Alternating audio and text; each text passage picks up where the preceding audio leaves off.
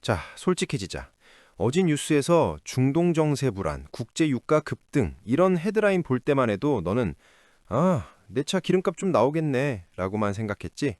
근데 오늘 아침에 네 주식 계좌 열어보고 뒤통수 세게 맞은 기분일 거야. 아니, 상식적으로 이해가 안 가잖아.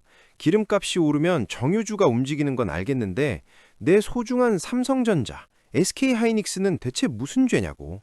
반도체는 4차 산업의 쌀이라며 쌀이랑 기름이랑 뭔 상관이야 하고 혼자 씩씩거리고 있다면 오늘 영상 끝까지 봐.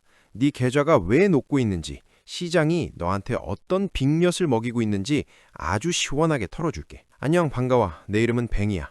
난 복잡하게 얽힌 글로벌 거시경제와 내 지갑 사이의 연결고리에 대해서 진짜 미친 듯이 고민하거든. 만약 네가 호재 뉴스는 많은데 왜 내 주가만 이 모양일까라는 고민 때문에 밤잠 설치고 힘들다면 구독 버튼 누르고 이 영상이 도움되면 좋아요도 꼭 눌러줘. 자, 바로 본론 들어간다. 사실 말이야, 사람들이 흔히 믿는 금융 상식 중에 제일 위험한 게 뭔지 알아? 반도체는 필수재니까 경기랑 상관없이 잘 팔릴 거다라는 믿음이야. 자, 봐봐. 경제학적으로 보면 반도체는 쌀이 아니라 고기에 가까워.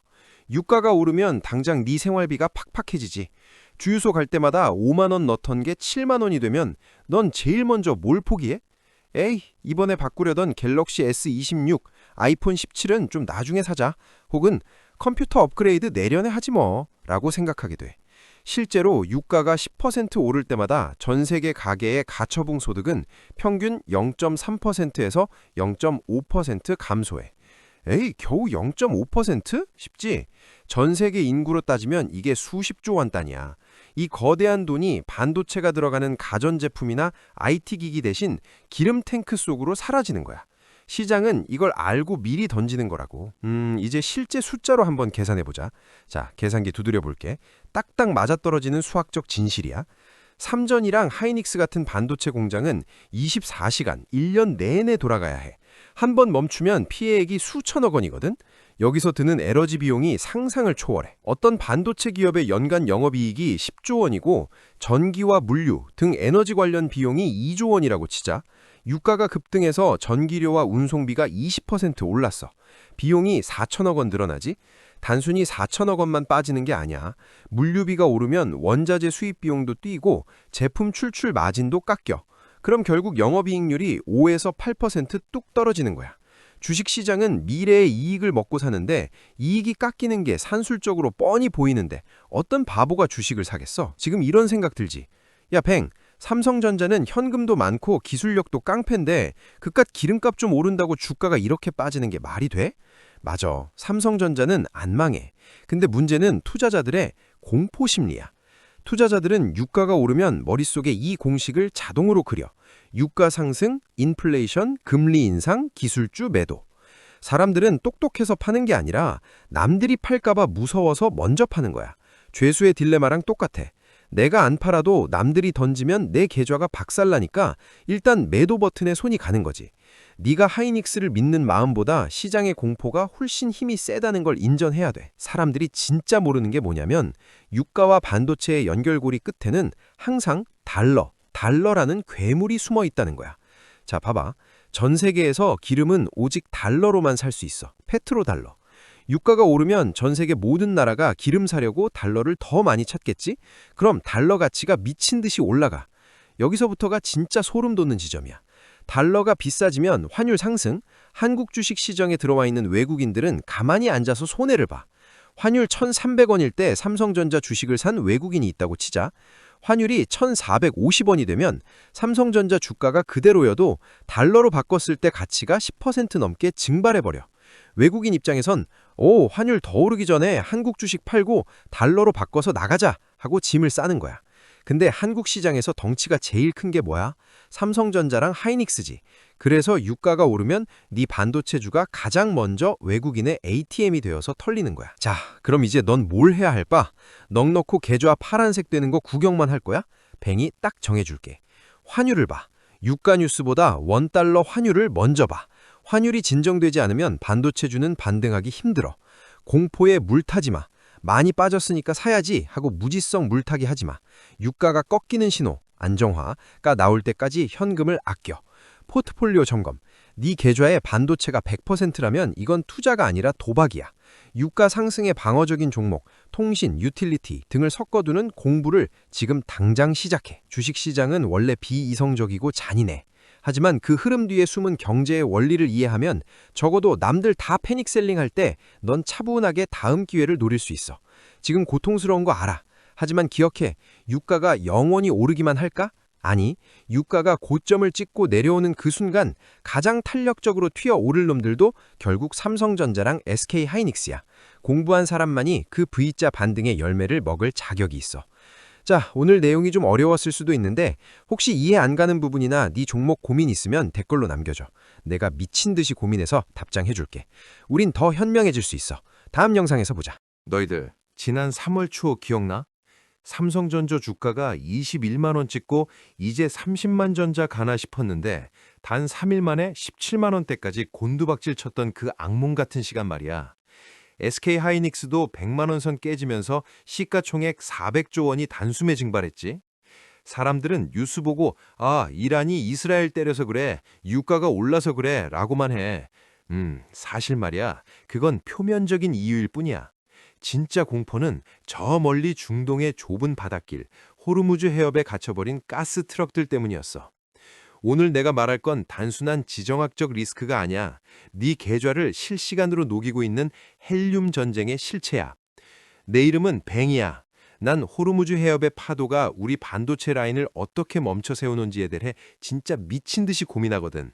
만약 네가 왜 내 반도체 주식은 전쟁 소식만 들리면 남들보다 2배는 더 떨어지는지 때문에 밤잠 설치고 있다면 구독 버튼 누르고 이 영상 끝까지 봐. 네가 어디서도 듣지 못한 돈의 흐름을 짚어줄게. 자, 봐봐. 중동 전쟁 터지면 다들 기름값 오르겠네 하면서 주유소로 달려가지. 근데 반도체 투자자라면 주유소가 아니라 카타르발 헬륨 선박을 봐야 해. 사람들이 흔히 하는 착각이 헬륨은 그냥 풍선용 아니야? 라는 거야. 아니, 헬륨은 반도체 초미세 공정의 심장이야. 웨이퍼를 냉각하고 불순물을 제거하는데 헬륨만큼 완벽한 물질이 없어. 대체가 안 된다고. 자, 여기서 진짜 소름 돋는 통계 보여줄까? 우리나라는 반도체용 헬륨의 약 65%를 카타르에서 가져와. 근데 그 카타르 배들이 어디를 지나서 오는지 알아? 바로 이번에 이란이 봉쇄해버린 호르무즈 해협이야. 실제로 이번 달 초에 호르무즈 해협 통과 선박이 평시 대비 80% 이상 급감했어. 하루 평균 3척도 겨우 지나가는 수준이야. 공급망이 그냥 사망 선고를 받은 거지. 자, 계산기 한번 때려보자. 삼성전자와 SK하이닉스가 호르무즈 봉쇄 직후 3거래일 동안 떨어진 시총이 얼마라고? 408조 원이야. 왜 이렇게까지 발작적으로 떨어졌을까? 헬륨은 LNG 뽑을 때 나오는 부산물이야. 카타르가 LNG 생산을 줄이거나 배가 못 나오면 헬륨 가격은 2배, 3배가 아니라 부르는 게 값이 돼. 헬륨은 액체 상태 유지가 힘들어서 재고를 많이 못 쌓아둬. 공급이 2주만 끊겨도 라인이 멈출 수 있다는 공포가 시장을 지배한 거야. 지금 이런 생각 들지? 미국이나 러시아에서 사오면 되잖아. 너 지금 러시아랑 사이 좋은 거 아니지? 미국도 지금 자기네 반도체 공장 돌릴 헬륨 챙기기 바빠. 결국 공급의 3분의 1이 시장에서 사라진 상황에서 삼성과 하이닉스는 가장 취약한 타겟이 된 거야. 여기서부터 진짜 재미있어진다? 개미들은 삼성전자는 무적이야 라는 대마불사의 심리에 빠져 있어. 그래서 이번 폭락장에서도 개인들은 4조 원 넘게 매수했지. 반면에 외국인들은 어땠을까? 5조 원 넘게 던졌어. 왜? 외국인들은 호르무즈 해협의 파도 높이를 보고 있었거든. 그들은 최악의 시나리오를 계산해. 만약 봉쇄가 2026년 말까지 장기화된다면, 헬륨 가격이 톤당 수만 달러로 치솟는다면 그때는 영업이익이고 뭐고 다 박살나는 거야. 사람들이 진짜 모르는 게 뭐냐면 주식은 현재의 실적이 아니라 미래의 불확실성에 가장 먼저 반응한다는 거야. 너는 차트의 골든 크로스를 보고 있을 때 세력들은 호르무즈 해협의 유조선 위치를 GPS로 추적하고 있었던 거지. 자, 뱅이 제안하는 현실적인 대응책이야. 딱 3가지만 기억해. 자원 다변화 공시를 찾아봐. 기업이 단순히 반도체 잘 팔아요 라고 하는 건 의미 없어. 카타르 외에 미국, 캐나다 광산과 장기 계약을 맺었다거나 헬륨 재활용 시스템 가동률이 90%다라는 소식이 들려야 진짜 안심할 수 있는 거야. 원자재 ETF를 포트폴리오의 방탄조끼로 써. 반도체 비중이 높다면 에너지나 기초 소재 관련 ETF를 10%라도 섞어줘. 이번처럼 해협이 막혀서 주가가 빠질 때 네 계좌에 구멍을 메워줄 유일한 수단이야. 지정학 뉴스에 필터를 달아. 이란이 미사일을 쐈다는 자극적인 헤드라인에 쫄지 말고 물류 운임 지수가 얼마 올랐나, 카타르 LNG 생산 시설에 타격이 있나, 그걸 체크해야 돼. 그게 네 돈의 생사 결정권자야. 오늘 이야기의 핵심은 이거야. 세상은 네가 생각하는 것보다 훨씬 더 촘촘하게 연결되어 있다. 중동의 좁은 바닷길이 막히는 게 네 주식 계좌랑 무슨 상관이냐고 생각했다면 너는 지금까지 눈을 감고 투자한 거나 다름없어. 하지만 괜찮아. 이제 알았잖아. 진짜 투자는 숫자를 넘어 세상을 읽는 거야. 남들이 공포에 질려 삼정 망했다 하고 할 때 너는 냉정하게 헬륨 공급망의 회복 탄력성을 계산하는 투자자가 되길 바래. 잊지 마. 위기는 준비되지 않은 자에겐 재앙이지만 공부하는 너에겐 부의 추월차란에 가는 티켓이 될 거야. 오늘 내용이 네 투자의 한 줄기 빛이 됐다면 구독과 좋아요 꾹 눌러줘. 너도 할 수 있어. 뱅이 항상 네 옆에서 가장 날카로운 정보를 줄게.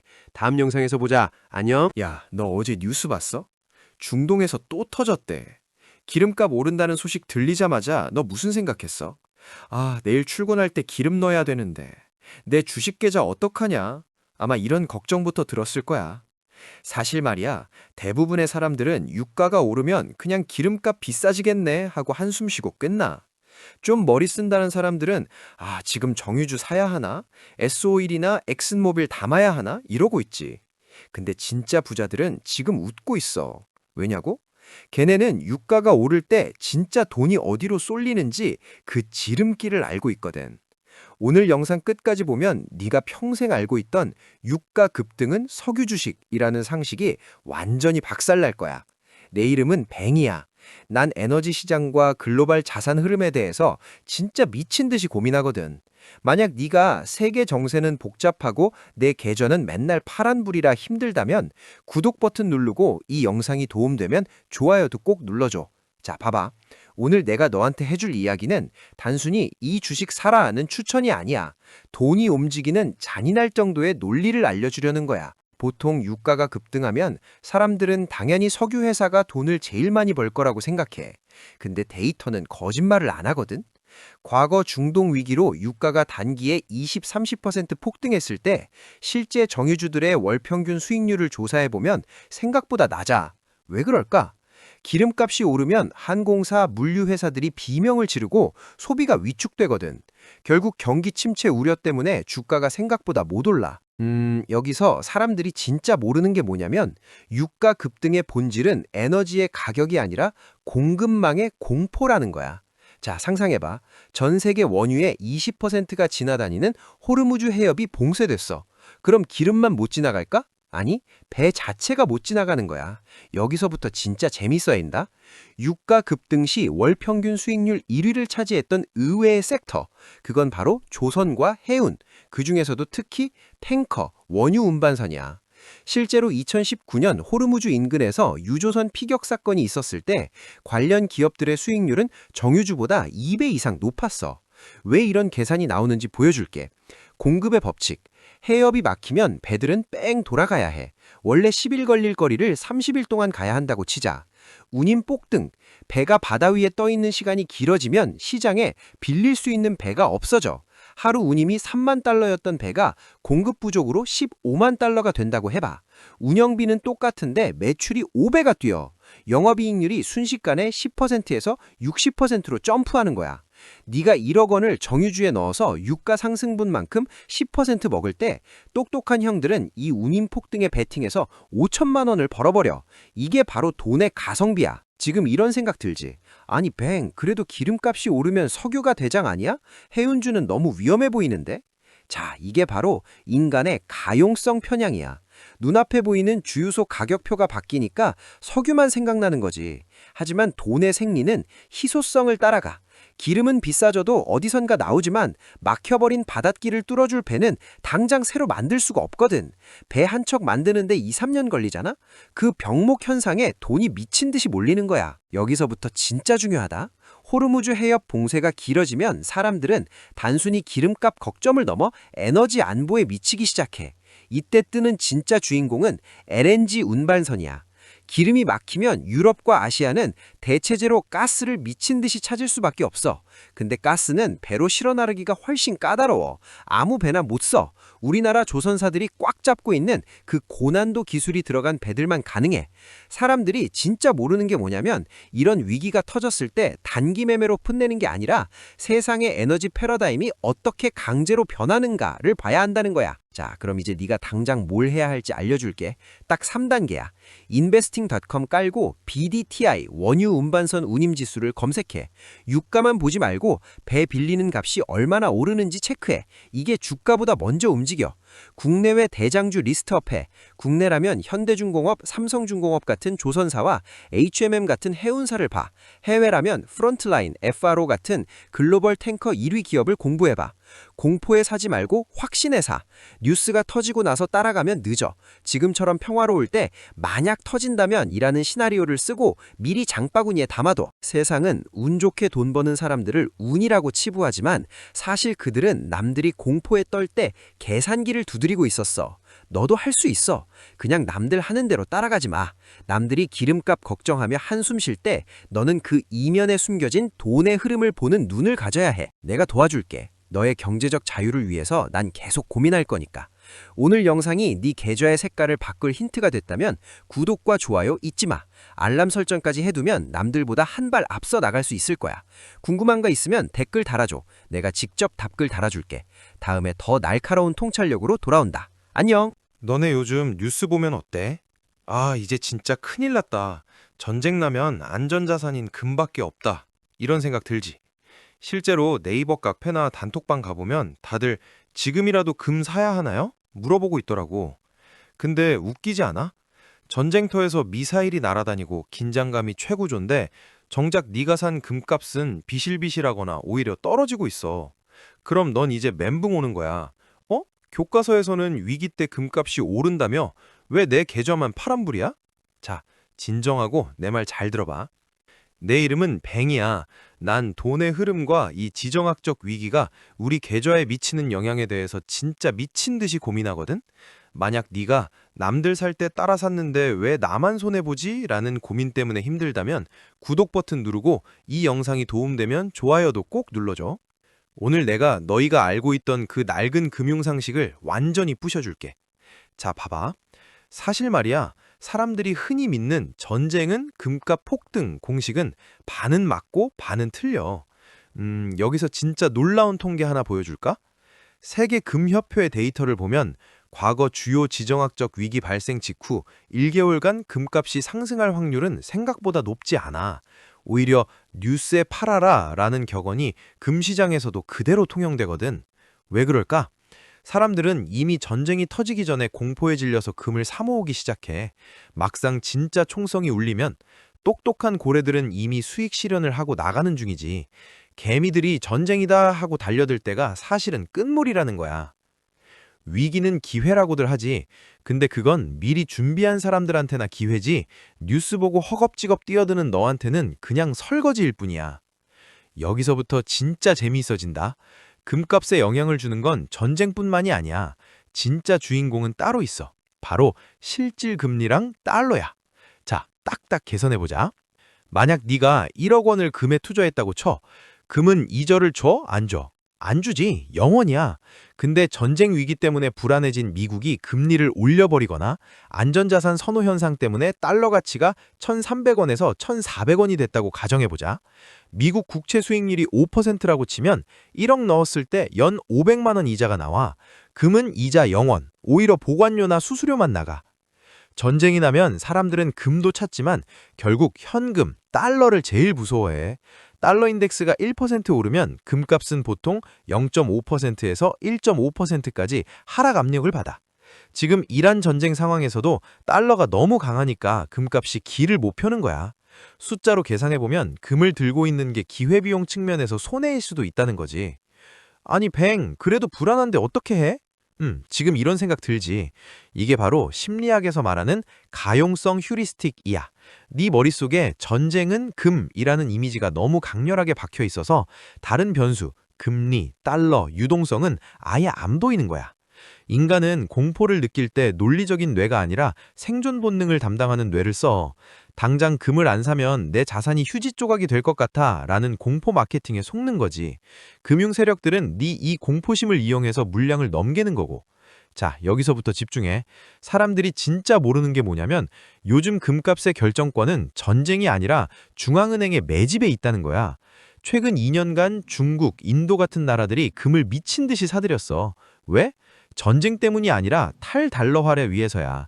얘네들이 쇼핑을 멈추는 순간 지정학적 위기가 아무리 터져도 금값은 힘을 못 써.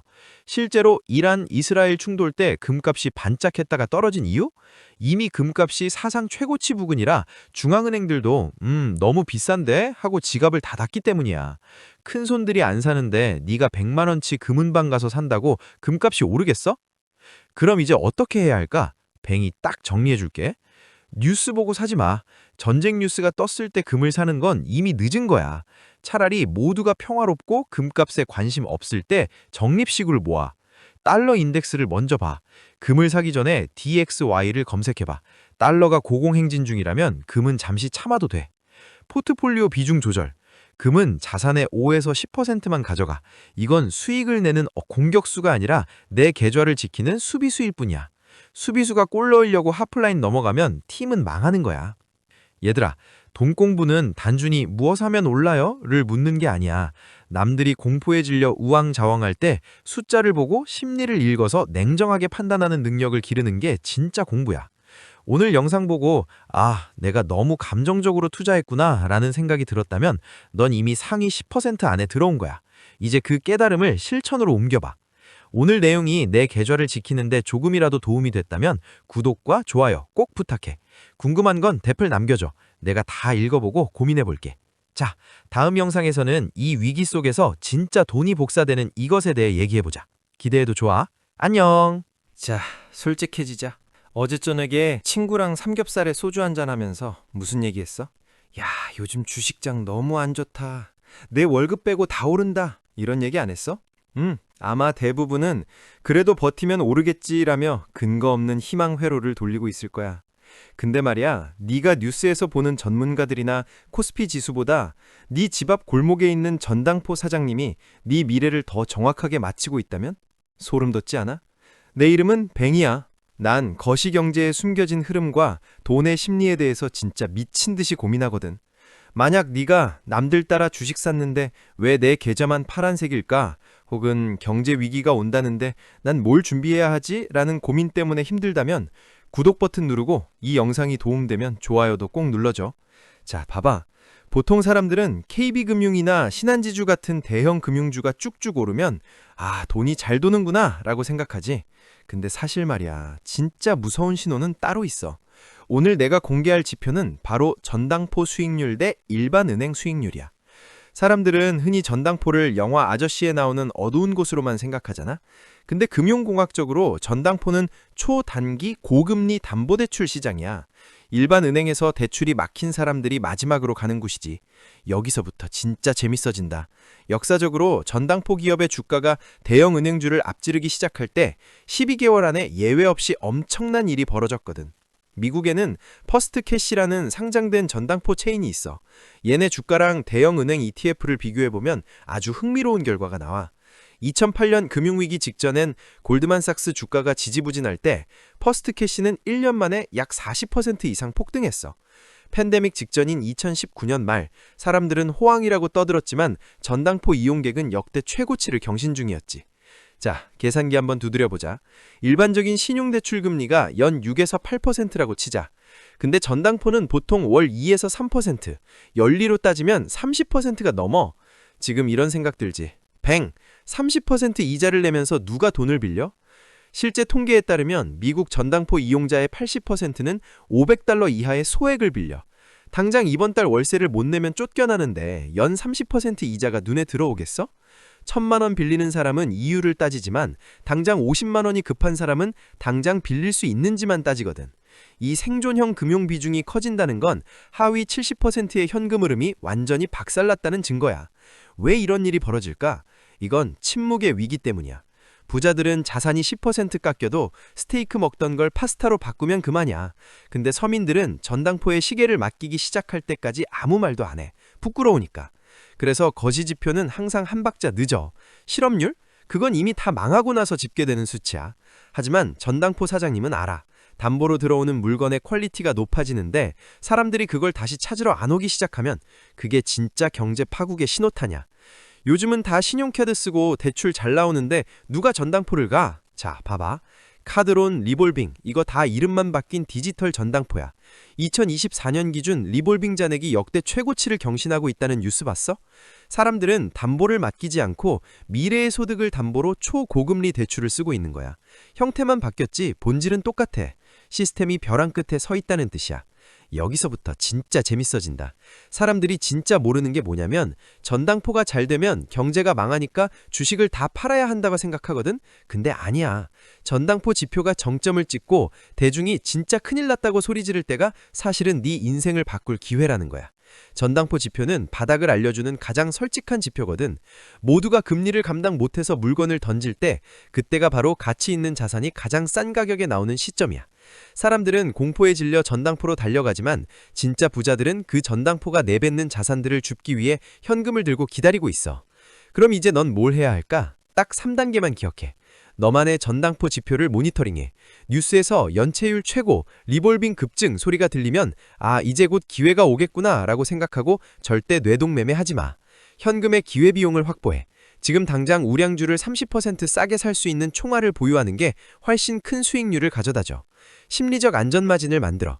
지금 당장 네 고정지출에서 10%만 줄여서 따로 모아둬. 이건 생활비가 아니라 남들이 울며 겨자 먹기로 던지는 기회 펀드야. 자, 오늘 얘기 무서웠어? 아니, 이건 무서운 얘기가 아니라 기회에 관한 이야기야. 위기는 반드시 오고 그 위기는 준비된 사람에게만 엄청난 부를 선물해줘. 난 네가 그 선물을 받는 주인공이 됐으면 좋겠어. 오늘 영상이 네 경제관념을 조금이라도 흔들어 깨웠다면 구독이랑 알림 설정 꼭 해줘. 자, 다음 영상에서는 더 미친 듯한 지표로 돌아올게. 돈 공부는 멈추지 마. 안녕? 여러분, 솔직히 말해봐. 뉴스에서 중동전쟁 위기, 호르무즈 해협 봉쇄 가능성 이런 말 나오면 무슨 생각 들어? 또 기름값 오르겠네. 내 주식 떨어지겠네. 하고 그냥 넘기지. 근데 말이야, 만약 이 전쟁이 단순히 종교 싸움이 아니라 네 통장에 있는 돈의 가치를 결정하는 단 한 판의 승부라면 어떨 것 같아? 트럼프가 전쟁 끝내겠다고 호언장담하는데 왜 이 세 나라는 멈출 생각이 없을까? 오늘 그 뒤에 숨겨진 페트로당하의 시한폭탄을 해체해줄게. 내 이름은 뱅이야. 난 중동의 지정학적 리스크가 어떻게 우리 지갑을 털어가는지에 대해서 진짜 미친 듯이 고민하거든. 만약 네가 전쟁 뉴스 나올 때마다 내 계좌만 파란불이라 힘들다면 구독 버튼 누르고 이 영상이 도움되면 좋아요도 꼭 눌러줘. 우리는 흔히 이란이 그냥 사고만 치는 나라인 줄 알지? 사실 말이야, 이란은 지금 페트로달러 시스템의 심장에 칼을 들이밀고 있는 존재야. 사람들이 흔히 믿는 상식이 미국이 압도적인 군사력으로 누르면 끝난다는 건데 자 봐봐. 지금은 1990년대가 아니야. 이란이 호르무즈 해협을 1%만 건드려도 전 세계 천연가스, LNG와 원유 물동량의 20%가 멈춰. 이건 미국이 군사력으로 해결할 수 있는 숫자가 아니야. 경제적 자살 행위거든. 미국은 사우디가 최근에 중국이랑 손잡고 위안화로 결제 한 해 만에 하는 거 봤지? 미국 입장에선 이란이라는 공동의 적이 있어야 미국의 군사보호 아래 달러 시스템을 유지해. 전쟁이 완전히 끝나서 평화가 오면 중동 애들은 이제 달러 안 써도 되겠는데? 라고 할걸? 이스라엘은 지금 전쟁을 통해 중동 내에서의 압도적인 기술적 우위를 증명해야 해. 그래야 전 세계 자본이 이스라엘 테크 기업으로 흘러들어오거든. 실제로 이스라엘 국방 예산은 GDP의 5%가 넘지만 그게 다 기술 혁신으로 이어지는 구조야. 이란은 이미 달러 결제망인 스위프트에서 쫓겨났어. 이럴 게 없지. 얘네는 전쟁 긴장감을 높여서 기름값을 올리고 그 비싼 기름을 중국의 위안화나 금으로 팔아제끼는 게 훨씬 이득이야. 여기서부터 진짜 재밌어진다. 자, 수학적으로 계산해보자. 호르무즈 해협이 봉쇄되면 국제 유가는 배럴당 150달러를 가뿐히 넘길 거야. 지금 7, 80달러 하던 게 2배가 되는 거지. 네가 한 달에 기름값으로 20만 원 쓴다면 바로 40만 원이 돼. 근데 이건 약과야. 물류비가 오르면 네가 먹는 사과 한 알, 네가 사는 전자기기 가격이 최소 15에서 20%는 뛸 거야. 미국 입장에선 인플레이션을 잡으려고 금리를 올렸는데 전쟁 때문에 물가가 터지면 이게 바로 트럼프의 가불기야. 금리를 낮추자니 물가가 터지고 올리자니 경제가 죽거든. 뱅, 그래도 트럼프는 비즈니스맨인데 딜을 해서 끝내지 않을까? 자, 봐봐. 트럼프가 이란이랑 악수하는 순간 이스라엘은 등을 돌릴 거고 미국 내 강력한 유대인 자본은 트럼프를 공격할 거야. 반대로 이란을 때리면 유가가 폭등해서 미국 유권자들이 기름값 왜 이래? 하고 난리가 나겠지. 심리적으로 인간은 당장 내 주머니에서 나가는 돈에 가장 예민하거든. 트럼프는 이 사이에서 아무것도 못할 확률이 커. 사람들이 진짜 모르는 게 뭐냐면 이번 전쟁의 끝은 평화협정이 아니라 결제수단의 다각화가 될 거라는 거야. 이미 사우디가 미국 몰래 이란이랑 관계 개선을 시도했었지. 왜? 달러만 믿고 있다가는 전쟁 터졌을 때 자기들도 망할 것 같거든. 여기서부터 진짜 핵심이야. 페트로달러가 흔들린다는 건 우리가 믿고 있는 현금 가치의 근간이 흔들린다는 소리야. 금값이 왜 계속 신고가를 갱신할까? 똑똑한 놈들은 이미 전쟁의 승패보다 달러의 유효기간을 계산하고 있는 거야. 에너지 공급망 관련주를 공부해. 특히 이란 이스라엘 갈등의 핵심인 호르무즈를 우회할 수 있는 에너지 인프라나 대체 에너지 섹터를 봐도 포트폴리오에 안전장치를 걸어. 지금처럼 변동성이 클 때는 달러 인덱스와 금의 상관관계를 매일 체크해. 달러가 약해지는데 금이 오른다? 그건 진짜 페트로달러 시스템에 금이 가고 있다는 신호야. 반도체, 테크 기업의 위치를 봐. 이스라엘은 전 세계 반도체 설계의 핵심 기지 중 하나야. 전쟁이 격화되면 공급망 리스크로 테크주가 출렁일 텐데 이때가 진짜 우량주를 줍는 기회인지 아니면 도망칠 때인지 판단할 수 있어야 해. 결국 이 전쟁은 총칼의 싸움이 아니라 누가 더 마지막까지 달러의 가치를 붙들고 있느냐의 싸움이야. 친구야, 뉴스가 보여주는 공포에 떨지 마. 그 공포 뒤에 숨겨진 숫자를 읽어야 네 돈을 지킬 수 있어. 트럼프가 온다고 세상이 갑자기 아름다워질 거라는 환상은 버려. 넌 그 혼란 속에서 살아남을 준비를 해야 해. 오늘 이 이야기가 네 경제적 시야를 1도라도 넓혀줬다면 구독과 좋아요로 흥왕해줘. 다음 영상에선 우리 계좌에서 당장 팔아야 할 주식과 사야 할 주식을 딱 집어줄게. 뱅이었어. 내일도 똑똑하게 투자하자. 안녕. 자, 너 지금 이 생각하고 있지? 뱅, 이거 냄새가 나는데? 트럼프가 입 열기도 전에 지수가 반등했다고? 이거 100% 정보세인 거 아냐? 정치인들이랑 월가놈들이 미리 짜고 친 고스톱이잖아. 그래, 충분히 의심할 만해. 아니, 사실 의심하는 게 정상이야. 근데 말이야, 네가 이거 사기야 라고 화나고 있을 때 진짜 고수들은 그 90분의 법칙을 이용해서 이미 계좌를 불리고 있었어. 이게 단순히 내구자 정보 때문일까? 아니면 우리가 놓치고 있는 돈의 언어가 있는 걸까? 내 이름은 뱅이야. 난 보이지 않는 손이 시장에 남기는 흔적에 대해서 진짜 미친 듯이 고민하거든. 만약 네가 세력의 장난질에 맨날 당하는 것 같아서 억울하고 도대체 차트 뒤에서 무슨 일이 벌어지는지 궁금해서 힘들다면 구독 버튼 누르고 이 영상이 도움되면 좋아요도 꼭 눌러줘. 사실 말이야, 네 의심이 아주 털린 건 아니야. 통계적으로 봐도 묘한 구석이 있거든. 역사적으로 중동 위기가 터졌을 때 공식 발표 전 1, 2시간 동안 옵션 시장의 거래량이 평소보다 500% 이상 폭증하는 경우가 허다해. 자, 봐봐. 90분 전이야. 트럼프가 넥타이를 메고 있을 그 시각에 누군가는 이미 수조 원을 상승에 베팅했어. 이건 우연일까? 아니면 백악관 비서관이 친구에게 전화라도 해준 걸까? 여기서부터 진짜 재밌어진다. 사람들이 진짜 모르는 게 뭐냐면 세력은 정보를 훔치는 게 아니라 확률을 계산한다는 거야. 수학적으로 계산해보자. 이란이 미군 기지에 미사일을 쐈어. 근데 사망자가 0명이네? 자, 여기서 퀴즈. 미국이 전면전을 할 확률이 높을까? 아니면 적당히 명분만 챙기고 빠질 확률이 높을까? 월가의 슈퍼컴퓨터는 이미 알고 있었어. 트럼프의 재선 지지율과 유가 상승이 경제에 미칠 치명타를 계산하면 전쟁 축소 발언이 나올 확률이 90% 이상이라는 걸 말이야. 100억을 가진 세력이 90% 확률에 베팅하는 건 내부 정보가 아니라 데이터야. 넌 90%의 확률을 보고도 설마 하면서 뉴스를 기다렸고 걔네는 그 90%의 인생을 걸었을 뿐이야. 지금 이런 생각 들지? 말도 안 돼. 그래도 전쟁인데 어떻게 그렇게 확신해? 그게 바로 네가 개미인 이유이자 심리적 함정이야. 전문 용어로 손실 회피 편형이라고 하지. 넌 잃을까봐 무서워서 아무것도 못하고 뉴스가 나오기만을 기다려. 하지만 세력은 뉴스가 나오면 이미 재료 소멸로 보고 팔 준비를 해. 자, 봐봐. 뉴스가 뜨고 나서 네가 이제 안전하구나 하고 매수 버튼 누를 때 90분 전부터 매집했던 그 내부자 같은 세력들은 너한테 물량을 넘기고 파티하러 가는 거야. 이게 억울해? 아니, 이건 그냥 게임의 룰이야. 그럼 우리는 평생 세력한테 당하고만 살아야 할까? 아니, 방법이 있어.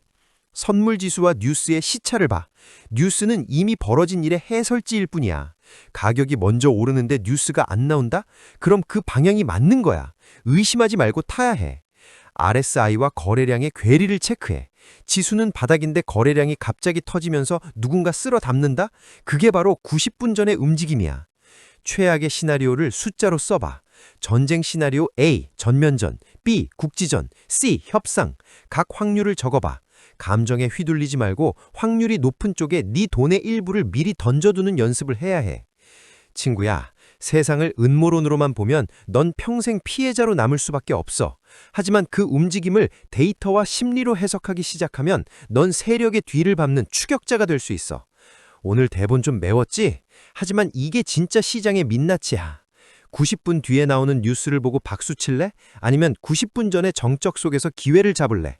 선택은 네 몫이야. 이 관점이 네 투자 인생을 바꿨다면 구독과 좋아요 눌러주고. 기억해, 시장에 공짜 점심은 없지만 공부하는 놈 점심값은 시장이 대신 내준다. 다음 영상에서 진짜 돈 되는 이야기로 돌아올게. 안녕.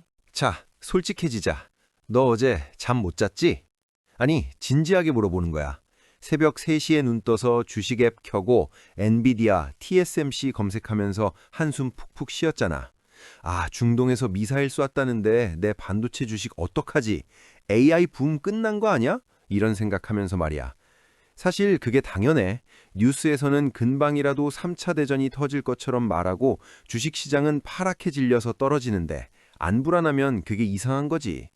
내 이름은 뱅이야. 난 지정학적 리스크가 금융시장에 미치는 아주 계산적이고도 심리적인 영향에 대해서 진짜 미친 듯이 고민하거든.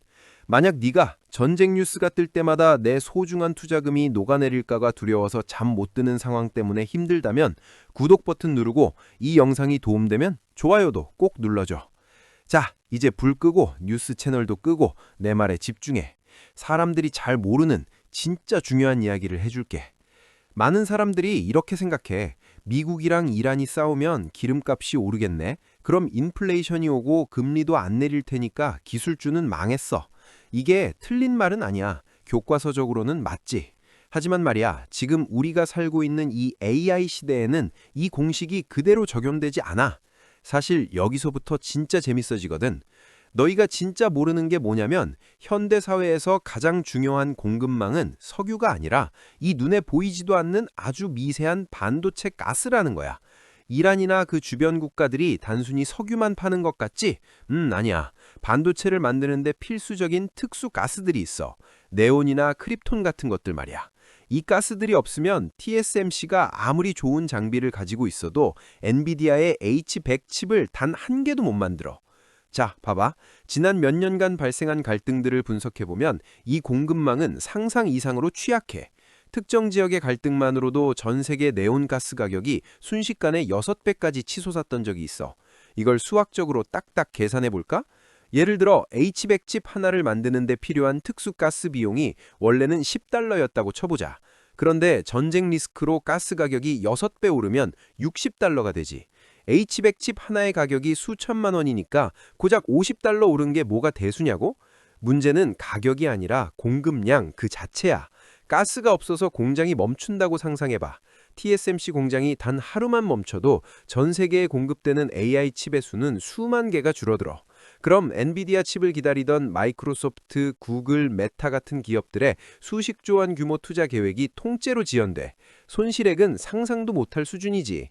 사람들이 진짜 모르는 게 이거야. 전쟁은 단순히 기름값을 올리는 게 아니라 가장 선단에 있는 AI 산업의 시간을 멈추게 할 수 있는 강력한 무기라는 거지. 자, 지금 이런 생각 들지? 그래, 뱅, 네 말이 맞아. 그러니까 더더욱 반도체 주식은 지금 다 팔고 도망쳐야 하는 거 아니야? 그게 바로 너희가 빠지는 두 번째 함정이야. 이건 전형적인 공포에 휩싸인 매도 심리거든. 미국에게 반도체는 이제 단순한 경제적 자산이 아니라 국가 안보 그 자체야. 미국이 공급망을 다변화하려고 그 난리를 피우는 이유가 뭐라고 생각해?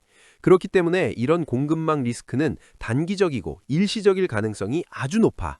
과거의 모든 전쟁을 되돌아봐도 리스크가 가장 정점에 달했을 때가 오히려 역사적인 매수 기회였던 경우가 훨씬 많았어. 이걸 이렇게 비유할게. 네가 아주 좋아하는 맛집이 있어. 그런데 그 집 앞 도로에 사고가 나서 며칠 동안 못 가게 된 거야. 그럼 너는 이 집은 이제 끝났어 하고 다신 안 갈래? 아니지. 도로가 뚫릴 때까지 기다렸다가 더 배고픈 상태로 가서 더 많이 먹겠지. 지금 AI 반도체가 딱 그래. AI라는 이 거대한 트렌드는 전쟁으로 멈추지 않아. 단지 조금 늦어질 뿐이지. 자, 그럼 우리는 지금 당장 뭘 해야 할까? 공포에 질려 떠는 대신 아주 냉철하게 이 상황을 이용해야 해. 딱 3단계만 기억해. 첫째, 포트폴리오를 점검해. 반도체 비중이 너무 높다면 에너지 인프라 기업이나 현금 비중을 조금 늘려서 리스크를 분산해놔. 이건 전쟁 때문이 아니라 언제나 해야 하는 거야. 둘째, 매수 리스트를 만들어. 주가가 떨어지는 건 기업 가치가 아니라 공포 때문이야. 평소 비싸서 못 샀던 우량한 기업들을 적어둬. 셋째, 기계적으로 실행해.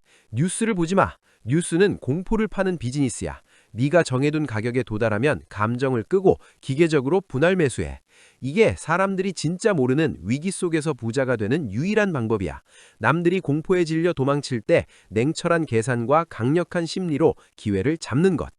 자, 이제 다시 주식 앱을 켜봐. 아직도 빨간불이 무섭게 보여? 아니면 네 인생을 바꿀 수 있는 일생일대의 세일 기간으로 보여?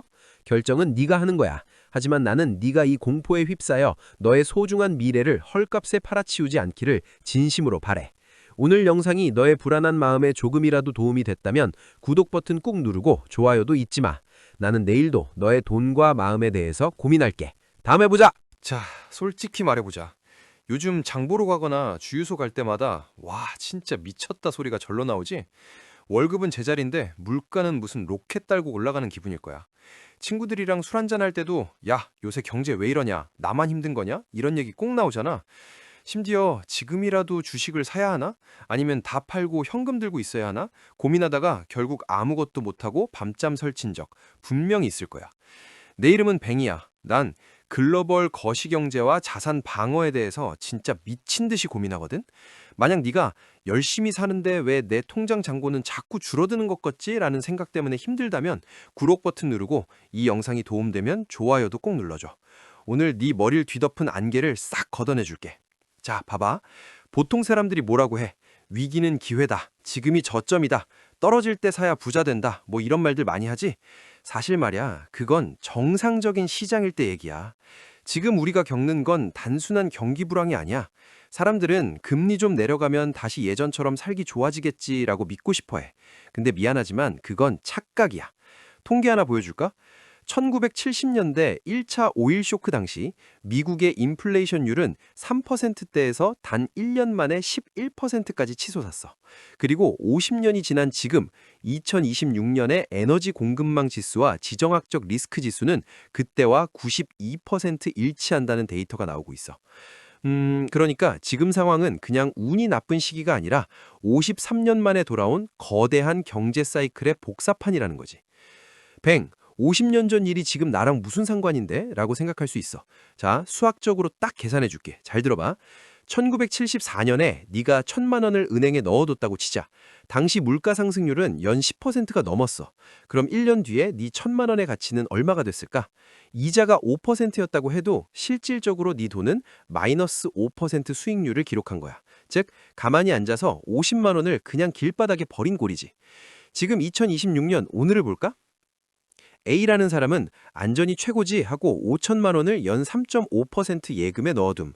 실제 체감 물가 상승률이 대략 7, 8%. 이 사람은 1년 뒤에 숫자상으로는 이자를 받았겠지만 실제로 살 수 있는 물건의 양이 약 200만 원어치가 사라진 상태가 돼. 이게 바로 인플레이션이라는 세금이야. 국가가 네 지갑에서 직접 돈을 빼가지는 않지만 네 돈에 힘을 뺏어가는 거지. 자, 여기서부터 진짜 재밌어진다. 사람들은 왜 이 손해를 보면서도 가만히 있을까? 그건 바로 정상성 편향 때문이야. 설마 진짜 큰일 나겠어? 곧 괜찮아지겠지 라고 믿고 싶은 심리지. 그리고 또 하나, 손실 회피 편향. 지금 주식이나 자산을 옮겼다가 손해볼까 봐 무서워서 그냥 쥐고 있는 거야. 지금 이런 생각 들지? 야, 그럼 다 팔고 금이라도 사라는 거야? 지금 금값은 안 비싼 줄 알아? 그리고 70년대랑 지금은 기술력이 다르잖아. 맞아, 정합해. 70년대엔 스마트폰도 없었지. 근데 말이야, 돈의 생리는 기술이 변해도 안 변해. 1974년에도 사람들은 원자력 발전이 나오면 에너지 문제는 해결될 거야 라고 했어. 하지만 결과는 어땠지? 공급망이 깨지면 기술이고 뭐고 일단 가격부터 폭등하는 거야. 인간의 공포는 기술보다 빠르거든. 사람들이 진짜 모르는 게 뭐냐면 오일 쇼크의 핵심은 기름값이 아니라는 거야. 바로 화폐 가치의 신뢰 붕괴야. 1970년대에 근본이제가 폐지되면서 달러의 가치가 흔들렸던 것처럼 지금 2026년은 탈세계화와 자원 민족주의 때문에 우리가 믿어왔던 달러는 다 된다는 공식이 깨지고 있어. 여기서 스토리 하나 들려줄게. 1974년에 평범한 직장인이었던 존이라는 사람이 있었어. 존은 회사 열심히 다니면서 적금만 부었지. 반면 그의 친구 마이클은 인플레이션을 방어할 수 있는 실물 자산과 에너지 기업에 분산 투자했어. 10년 뒤 두 사람의 자산 격차는 단순 산술적으로 8배 차이가 났어. 존은 예전보다 더 열심히 일했지만 더 가난해졌고, 마이클은 일하는 시간을 줄였는데 더 부자가 됐지. 이게 단순히 운일까? 아니, 역사의 반복을 읽었냐 안 읽었냐의 차이야. 그럼 이제 뭘 해야 할까? 내가 딱 3단계로 정리해 줄게. 당장 오늘부터 시작해. 1단계, 현금의 성격을 바꿔라. 단순 예금이 아니라 파킹 통장이나 단기 국채처럼 유동성은 확보하되 인플레이션을 조금이라도 따라가는 곳으로 옮겨. 가만히 두는 게 가장 큰 위험이야. 2단계, 자원에 투자하는 공부를 시작해. 1974년 오일 쇼크 때 가장 많이 오른 건 기름값이만이 아니야. 구리, 곡물, 그리고 에너지 인프라 기업들이었어. 2026년 지금 구리는 제2의 원유라고 불리고 있지. 3단계, 부채를 점검해. 고정금리라면 유지하되 변동금리 부채는 무조건 최우선으로 줄여야 해. 스태그플레이션이 오면 금리는 네 생각보다 훨씬 더 오랫동안 높게 유지될 거야. 역사는 반복돼. 하지만 그 반복되는 역사 속에서 누군가는 벼락거지가 되고 누군가는 인생 역전의 기회를 잡아. 지금 네가 이 영상을 여기까지 보고 있다는 건 적어도 남들처럼 눈 감고 귀 막고 살지는 않겠다는 뜻이잖아. 그 용기 자체가 이미 네 자산을 지키는 첫걸음이야. 사실 말이야, 경제 공부는 차갑고 딱딱해 보이지만 결국 네 소중한 사람들을 지키기 위한 가장 따뜻한 노력이야. 네가 돈 때문에 비굴해지지 않고 네 가족이 물가 때문에 먹고 싶은 걸 참지 않게 만드는 것. 그게 내가 이 채널을 운영하는 이유고 네가 오늘 이 영상을 본 이유여야 해. 자, 53년 전의 실수를 반복할래? 아니면 새로운 기회를 잡을래? 선택은 네 몫이야. 오늘 영상이 네 경제적 생존에 조금이라도 힌트가 됐다면 구독과 좋아요 잊지 마. 댓글로 지금 네가 가장 걱정되는 게 뭔지 남겨주면 내가 직접 보고 다음 영상 준비할 때 참고할게. 오늘도 고생했어. 내일은 오늘보다 더 나은 결정을 내리길 바랄게. 안녕. 자, 솔직하게 말해보자. 요즘 주식 계좌 열어보기 무섭지? 분명 3월, 4월은 세금 환급금 들어오고 미국 주식 불타오르는 불장이라고 했는데 왜 내 계좌만 파란색이야? 이런 생각하고 있지 않아? 남들은 환급금 받아서 테슬라를 사내, 엔비디아를 사내 하는데 정작 시장은 이란이 어떻고 이스라엘이 어떻고 하면서 곤두박질 치고 있잖아. 나만 운이 없나 싶을 거야. 근데 사실 이건 네 운 문제가 아니야. 거대한 돈의 흐름이 지금 전쟁이라는 벽에 막혀 있는 거거든. 내 이름은 뱅이야. 난 거시경제의 흐름과 개인의 투자 심리에 대해서 진짜 미친 듯이 고민하거든. 만약 네가 왜 통계대로 시장이 안 움직이지? 도대체 내 소중한 환급금을 지금 넣어야 해 말아야 해 하는 고민 때문에 잠 못 자고 있다면 구독 버튼 누르고 이 영상이 도움되면 좋아요도 꼭 눌러줘. 사실 말이야, 우리가 제일 먼저 깨부숴야 할 고정관념이 있어. 사람들은 세금 환급을 무슨 나라에서 주는 공짜 보너스라고 생각하거든. 근데 자 봐봐. 이건 사실 네가 국가에 1년 동안 무이자로 돈을 빌려줬다가 돌려받는 거야. 놀라운 통계 하나 알려줄까? 미국 국세청 통계에 따르면 매년 미국인의 약 75%가 세금 환급을 받아. 평균 환급액은 약 3,000달러, 한화 약 400만 원 정도지. 이 3,000달러가 매년 봄마다 미 증시로 쏟아져 들어왔어. 이걸 전문용어로 유동성 공급이라고 해. 그런데 올해는 왜 이 400만 원의 마법이 안 통하는 걸까? 여기서부터 진짜 재미있어진다. 자, 계산기 한번 두드려보자. 보통 미 증시 S&P 500은 역사적으로 4월에 평균 2%에서 3% 정도 상승하는 경향이 있어. $10,000를 투자했다면 앉아서 $300를 버는 시즌이지. 그런데 지금 이란 이스라엘 갈등으로 유가가 배럴당 $100를 뚫래 만회하고 있잖아. 유가가 10% 오르면 기업들의 비용은 기하급수적으로 늘어나고 인플레이션 잡으려던 연준은 금리를 못 내려. 평상시엔 환급금 유입되면 주가 3% 상승, 즉 내 자산 증가. 현재는 환급금 유입보다 전쟁 공포로 인한 기관 매도가 많기에 주가 5% 하락, 즉 내 자산 토막. 결국 전쟁이라는 변수가 우리가 기대했던 계절적 수익을 통째로 잡아먹고 있는 거야. 왜 이런 결정을 내리는 걸까? 인간의 뇌는 확증 편향에 약해. 뉴스를 틀면 미사일이 날아다니고 유가가 폭등한다는 소리만 들리지? 그럼 우리 뇌는 이제 끝났다. 일단 팔고 보자 라고 반응해. 지금 이런 생각 들지? 그래도 전쟁 나서 다 망하면 어떡해? 일단 현금화 해야 하는 거 아니야? 내 대답은 아니야. 역사적으로 전쟁 직후 시장은 일시적으로 빠졌지만 결국 6개월 뒤에는 평균적으로 8%에서 10% 이상 회복했어. 사람들은 진짜 모르는 게 뭐냐면 시장의 가장 큰 적은 전쟁이 아니라 불확실성이야. 막상 전쟁이 터지거나 국면이 정리되면 시장은 다시 제갈길을 가. 그 제갈길이 어디냐고? 바로 세금 환급금으로 빵빵해진 유동성의 방향이지. 이 상황을 쉽게 비유해 줄게. 지금 미 증시는 연료가 가득 찬 스포츠카야. 매년 들어오는 세금 환급금이 이 차의 기름이지. 시동만 걸면 시속 200km로 달릴 준비가 됐어. 근데 지금 그 차 바로 앞에 중동발 산사태가 일어나서 도로가 막힌 거야. 운전자인 너는 지금 차 안에서 짜증내며 경전만 울리는 상황이고. 중요한 건 뭐야? 산사태는 언젠가 치워져. 하지만 내 차에 든 기름, 즉 유동성은 사라지지 않아. 오히려 도로가 치워지는 순간 그동안 쌓였던 대기 수요까지 합쳐져서 더 무섭게 튀어나갈 거야. 그럼 지금 당장 뭘 해야 할까? 내가 딱 정리해 줄게. 환급금을 한 번에 넣지 마.